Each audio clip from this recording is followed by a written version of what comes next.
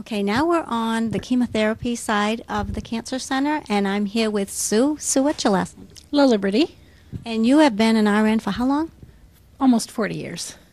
And how long and how long have you been here? I've been here since we opened in February of '06. I worked at Goodall. We had a small oncology center there from essentially 2001 till '06 till we moved here. And I know just by meeting you many times that you love your job. I do love what I do. I've always loved being a nurse, and I loved what I did prior to being an oncology nurse, and I loved being an oncology nurse. It's very special.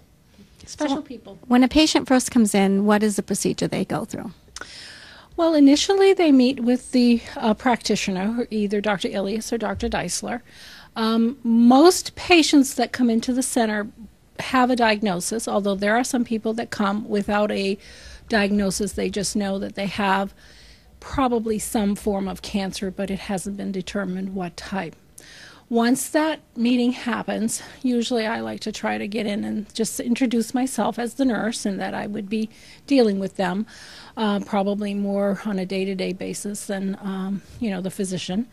The proper testing, whatever needs to be done, whether it's starting chemotherapy.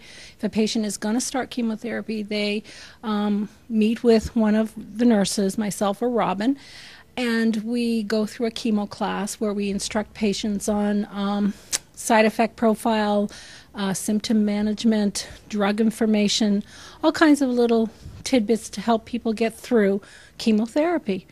We discuss anti-nausea medicines. We discuss just about everything. If patients have poor venous access, we discuss having a port placed. So it's a one-on-one. It takes about an hour. We start treatment.